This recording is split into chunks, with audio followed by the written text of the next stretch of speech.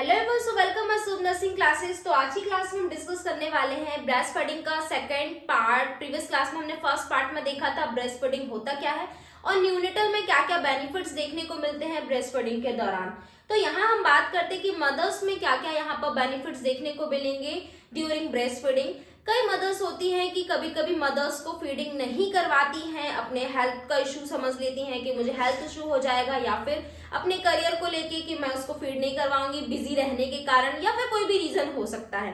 तो हम यहाँ देख लेते हैं कि ब्रेस्ट फीडिंग करवाने से फायदे क्या होते हैं, तो ये करवाना क्यों जरूरी है और इसके हम फायदे सबसे पहले तो देखेंगे।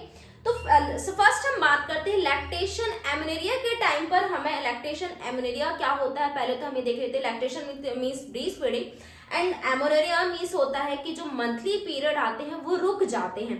ब्रेस्ट फीडिंग के दौरान अगर मंथली पीरियड आ रहे हैं वो रुक गए हैं तो ओव्यूलेशन भी सप्रेस हो जाता है, ओव्यूलेशन नहीं होगा तो पीरियड्स भी नहीं आएंगे। तो इस कारण से हमें यहाँ पर नेचुरल कॉन्ट्रासेप्शन देखने को मिलेगा फर्स्ट 6 मंथ तक, जब तक मदर लैक्टेशन करवा रही है या फिर जब तक फीडिंग करवा रही है, ब्रेस्ट फीडिंग करवा रही है। तो यहाँ पर हमें लैक्टेशन एमेनोरिया भी देखने को मिलेगा। इस कारण से हमें कॉन्ट्रासेप्शन नेचुरल कॉन्ट्रासेप्शन भी देखने को मिलेगा, बेबी कंसीव नहीं हो सकता है इस कारण से। नेक्स्ट हम बात करते हैं थर्ड कि यहाँ पर ओवेरियन एंड ब्रेस्ट कैंसर के रिस्क जो होते हैं वो लोअर हो जाते हैं, या फिर हम बोल सकते हैं कि lower is ovarian breast cancer. Mostly females में देखने को मिलता है, यहाँ पर हमें 50 से 80% देखने को मिलता है कि फीमेल्स में ओवेरियन एंड ब्रेस्ट कैंसर की संभावना बहुत ज्यादा होती है। ये सबसे ज्यादा देखने को मिलते हैं। तो ये ब्रेस्ट फीडिंग के कारण ओवेरियन एंड ब्रेस्ट कैंसर जैसी जो रिस्क रहते हैं या फिर जो संभावना रहती है वो कम हो जाती है। नेक्स्ट हम बात करते हैं रिड्यूस पीपीएच। ये पोस्टपार्टम हेमरेज को भी रिड्यूस करता है, मतलब ब्लड को ब्लीडिंग जो हो रही होती है उस दौरान में उसे भी कम करने में हेल्पफुल होता है, क्योंकि डिलीवरी के बाद बहुत ज्यादा ब्लीडिंग होती है, इस कारण से एनीमिया की कंडीशन भी हो जाती है। तो ये पोस्टपार्टम हेमरेज को कम बोल सकते हैं कि रिड्यूस करता है या फिर कम करता है। नेक्स्ट हम देखते हैं यहाँ पर हेल्प वेट लॉस की। मदर के वेट लॉस के लिए भी हेल्पफुल होता है कि प्रेगनेंसी के दौरान जो भी यहाँ पर उसका वेट गेन हुआ है उसे भी रिड्यूस करने में हेल्पफुल होगा, क्योंकि न्यूनेटल के साथ साथ वहाँ पर मदर का वेट गेन भी हो जाता है। इस कारण से मदर एकदम वर्जी दिखने लगती है या फिर हैवी दिखने लगती है, तो वो जो हमारा ब्रेस्ट फीडिंग होगा उसे लॉस करने में भी हेल्पफुल होगा, वेट लॉस करने के लिए भी बहुत ही ज्यादा हेल्पफुल होगा। नेक्स्ट हम यहाँ पर बात करते हैं इसके अलावा हमें और क्या देखने को मिलता है, तो जो नॉर्मल पोस्चर लाने में भी हेल्पफुल होता है कि जो उसकी स्लिम बॉडी जो उसकी पहले थी वापस उसी में कन्वर्ट करने के लिए ब्रेस्ट फीडिंग भी हेल्पफुल होता है।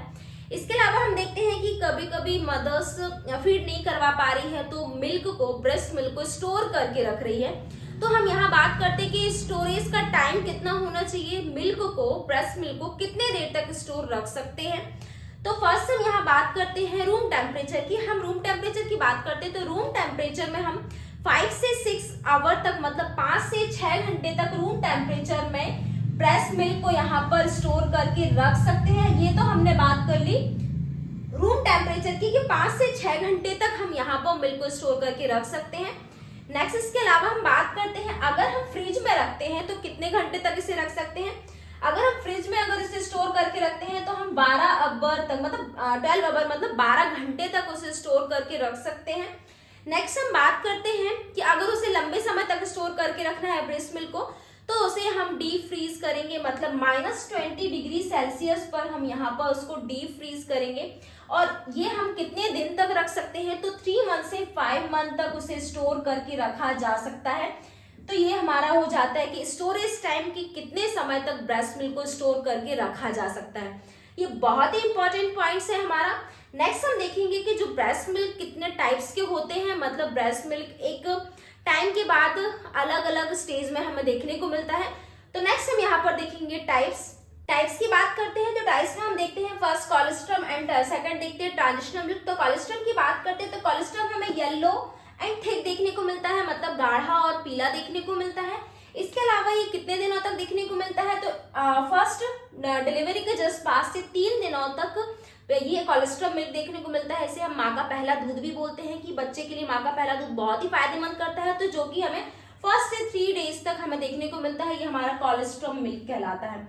इसके अलावा हम यहाँ देखते हैं कि इसमें हाई अमाउंट में IgA एंटीबॉडीज पाई जाती है, इम्यूनोग्लोबुलिन पाया जाता है, जो कि बेबी को इन्फेक्शन से प्रिवेंट करता है, किसी भी इन्फेक्शन के किसी फॉरेन बॉडी से प्रोटेक्ट करने का काम करता है।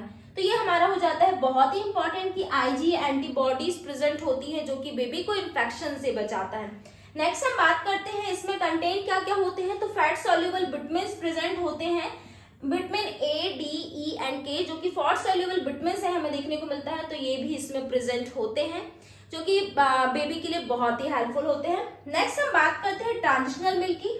तो ट्रांजिशनल मिल्क जो कि हमें 4 से 14 डेज में देखने को मिलता है, आफ्टर कोलेस्ट्रॉल मिल्क के बाद हमें ट्रांजिशनल मिल्क देखने को मिलेगा, और इसे हम बोल सकते हैं कि 2 हफ्ते तक जो कि रहता है। इसमें हम कंटेंट की बात करते हैं तो ये हमारा इसमें फैट होता है और शुगर भी हमें देखने को मिलता है, तो ये हमारा हो जाता है ट्रांजिशनल मिल्क। नेक्स्ट हम बात करते हैं यहाँ पर मैच्योर मिल्क की। तो मैच्योर मिल्क की हम यहाँ पर बात करते हैं, हमारा थर्ड टाइप हो जाता है। फर्स्ट हमने cholesterol, second transitional, third mature milk देखते हैं। तो ये हमें देखने को मिलता है थिन। तो हमने कोलेस्ट्रॉल और ट्रांजिशनल देखा था कि जो कोलेस्ट्रॉल होता है वो थिक होता है, मतलब गाढ़ा होता है, लेकिन हमें मैच्योर मिल्क देखने को मिलेगा, थिन देखने को मिलेगा, पतला देखने को मिलेगा और वाटरी मिल्क देखने को मिलेगा, मतलब पतला देखने को मिलेगा लाइक अ वाटर। नेक्स्ट हम ये देखते हैं कि हमें मैच्योर मिल्क कब देखने को मिलता है। तो ये 2 हफ्ते के बाद, ट्रांजिशनल मिल्क के जस्ट बाद जो मिल्क का सीक्रेशन होता है वो हमारा ट्रांजिशनल मिल्क के अंदर आ जाता है। और हम यहाँ पर कंटेंट की बात करते हैं, तो कंटेंट में इसमें fat, protein and carbohydrate present होते हैं। तो ये तो हो जाता है हमारा मैच्योर मिल्क। मैच्योर से मतलब इसमें न्यूट्रिएंट प्रेजेंट है जो कि उसके भूख को और प्यास को, जो कि उसकी एक्टिविटीज भी बढ़ते जा रही हैं, तो उसके अकॉर्डिंग हमें यहाँ पर मैच्योर मिल्क देखने को मिलता है। नेक्स्ट हम यहाँ पर देखते हैं foam milk and hand milk. तो हम फोम मिल्क की बात करते हैं, तो फोम मिल्क क्या होता है एंड हैंड मिल्क क्या होता है। फोम मिल्क में हम देखते हैं जो रेगुलर फर्स्ट फीडिंग मिल्क होता है, जो मदर रेगुलर मिल्क जो ब्रेस्ट फीड करवा रही होती है, जो फर्स्ट मिल्क का सीक्रेशन होता है उसे हम फोम मिल्क कहते हैं, और जो लास्ट में जो मिल्क का सीक्रेशन होता है उसे हम हैंड मिल्क बोलते हैं। जैसे कि हम बात करते हैं जब मदर ब्रेस्ट फीड करवा रही है, तो रेगुलर जो डेली फीड करवा रही है, तो जो फर्स्ट मिल्क का सीक्रेशन होता है, जो पहला दूध बोल सकते कि जो निकल रहा है, तो वो हमारा फोम मिल्क कहलाता है। और इसके बाद जो लास्ट में जो मिल्क निकलता है वो हमारा हैंड मिल्क कहलाता है। तो ये हमारा हो जाता है foam milk and hand milk. तो हम यहाँ पर बात करते हैं, तो फोम मिल्क हमारे लिए हेल्पफुल होता है बेबी के थ्रस्ट के लिए। जो फोम मिल्क सेटिस्फाई करता है, उसकी प्यास को सेटिस्फाई करता है, और हंगर मिल्क की यहाँ पर हैंड मिल्क की बात करते हैं तो वो हंगर को सेटिस्फाई करता है। तो हम यहाँ पर देखते हैं कि ब्रेस्ट फीडिंग करवाने से उसको भूख एंड प्यास दोनों में ही सेटिस्फाई हो रहा है। लेकिन हमें पहले क्या देखने को मिलता है, आपको फोम मिल्क देखने को मिलता है, सेकंड हमें हैंड मिल्क देखने को मिलता है। तभी बोला जाता है कि मदर को वन ब्रेस्ट से पहले फीड करवाना है। अगर बेबी वहां पर उसका पेट नहीं भरा है या फिर वो सेटिस्फाई नहीं हुआ है, देन उसके बाद सेकंड ब्रेस्ट से उसको फीडिंग करवानी चाहिए, क्योंकि हमें वन टाइम में वन ब्रेस्ट से foam milk and hand milk दोनों ही देखने को मिल रहे हैं। तो जिससे हमारा बेबी की थ्रस्ट और हंगर दोनों ही खत्म हो रही है, या फिर उसकी प्यास और भूख दोनों ही यहाँ पर खत्म हो रही है। तो हमें अगर उसे फीड करवा रहे हैं तो वन ब्रेस्ट से पहले उसको पूरा कवर करना है, देन उसको सेकंड ब्रेस्ट से फीड करवाना है। तो ये हमारा हो जाता है। हम बात करते हैं फोम मिल्क में हमें कंटेंट क्या क्या देखने को मिलता है। तो फोम मिल्क में हमें protein, sugar, vitamin, minerals and water देखने को मिलता है। तो ये हमारे हो जाते हैं कंटेंट।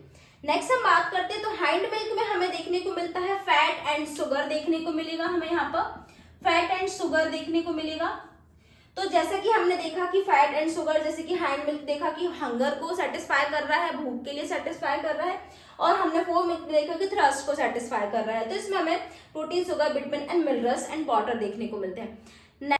नेक्स्ट हम प्रीटर्म मिल्क की बात करते हैं। तो प्रीटर्म मिल्क क्या होता है। तो प्रीटर्म मिल्क में हम देखते हैं, जैसे कि हमें पता है प्रीटर्म, पहली तो बात तो क्या होता है कि जो डिलीवरी 37 वीक से पहले जो बेबी डिलीवर्ड हो जाता है, या फिर जो डिलीवरी होती है उसे हम प्रीटर्म डिलीवरी बोलते हैं। तो प्रीटर्म मिल्क भी हमें देखने को मिलेगा जो 37 वीक से पहले जो मदर डिलीवरी हो गई है या फिर बेबी डिलीवर्ड हुआ है, तो उस टाइम पर जो मदर्स ब्रेस्ट फीड करवा रही होती है या फिर जो मिल्क का सीक्रेशन हो रहा होता है, वो हमें प्रीटर्म मिल्क में देखने को मिलता है, उसे हम प्रीटर्म मिल्क बोलते हैं।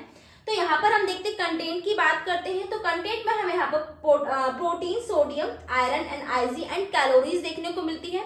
तो यहाँ पर हमें ये सारे न्यूट्रिएंट देखने को मिलते हैं जो कि अगर प्रीटर्म यहाँ पर बेबी देखने को मिल रहा है, प्रीटर्म डिलीवरी देखने को मिल रही है, न्यूनेटल यहाँ पर मैच्योर प्रॉपर नहीं होगा, तो ये सारे न्यूट्रिएंट उसे मैच्योर करने में बहुत ही हेल्पफुल रहेंगे।